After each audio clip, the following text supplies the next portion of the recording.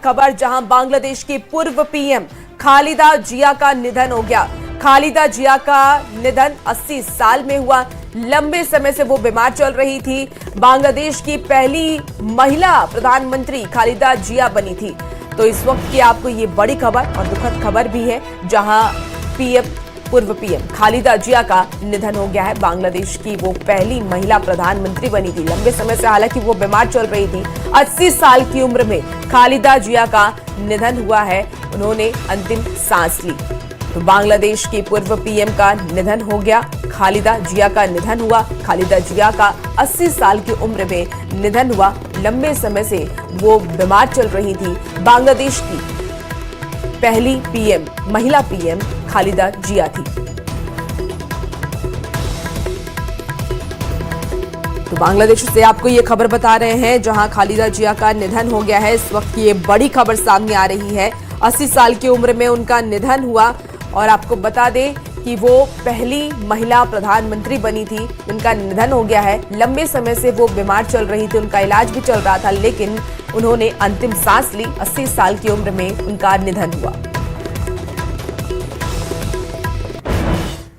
तो देखिए, बांग्लादेश जहां पर हिंदुओं के खिलाफ लगातार हमले हो रहे हैं, लेकिन इसी बीच वहां के हिंदुओं पर बहुत बड़ा खतरा मंडराना भी शुरू हो चुका है। खबर है कि वहां रहने वाले हिंदू बौद्ध समुदाय के 2 लाख से ज्यादा लोगों को मारने की भी साजिश रची गई है। ये दावा बांग्लादेश के चटगांव के राउजान से मिले एक बैनर में किया गया है, जिसमें हिंदू और बौद्ध समुदाय के 2 लाख लोगों को मारने की साजिश का दावा है। ये बैनर उस इलाके से बरामद हुआ है, जहां मंगलवार को हिंदू समुदाय के घरों को आगजनी के हवाले कर दिया गया था। पुलिस ने बैनर को हालांकि जब्त कर दिया है। बांग्लादेशी सम्मिलित सनातनी जागरण जोट के प्रतिनिधि कुशल वरुण चक्रवर्ती ने यह कहा है कि उन्होंने पीड़ित हिंदू परिवारों से मुलाकात की है। उनके मुताबिक बैनर में लिखा गया था कि हिंदू और बौद्ध समुदाय को पूरी तरह से खत्म करने की योजना बनाई गई और इसके लिए फंडिंग भी की गई है।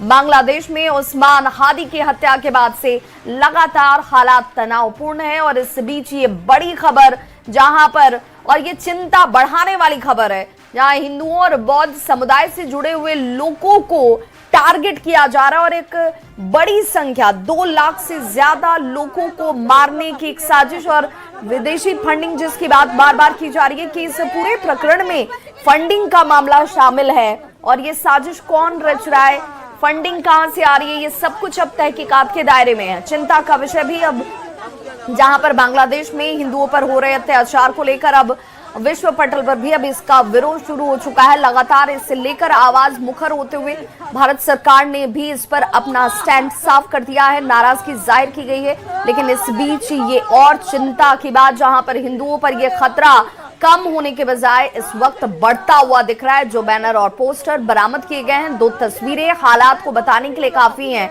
और देखिए, बांग्लादेश में हिंदू और बौद्ध समुदाय से जुड़े हुए जो लोग हैं उनकी अच्छी खासी संख्या है और इस बीच ये खबर उनके लिए चिंता का विषय भी बन जाती है कि ये दौर रुकेगा कब, कैसे रुकेगा। सरकार इससे लेकर, बांग्लादेश की जो इस वक्त सरकार है, वो सरकार इस पर स्टैंड क्या ले रही है, कैसे इससे रोका जा रहा है और इसमें लोग कौन से शामिल हैं।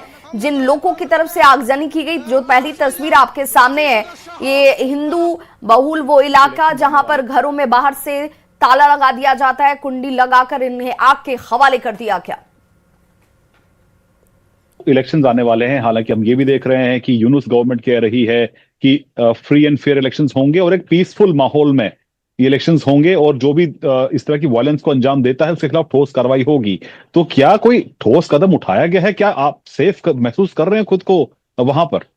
देखिए, ये मेरा याद है 2001 से जो चल रहा है, जो इलेक्शन के पहले और इलेक्शन के बाद, ये दोनों टाइम में हिंदुओं के ऊपर जो अत्याचार होते ही है। हमने हर इलेक्शन के पहले, इलेक्शन के बाद, इलेक्शन के दिन ये हमने देखा है, ये चल रहा है। ये कोई नया कोई कुछ नहीं है हमारे लिए, क्योंकि ये हमने देख रहा है। जो इलेक्शन अगर आते हैं तो माइनॉरिटी के ऊपर ये अत्याचार, ये हमारे लिए एक कॉमन एक इशू है।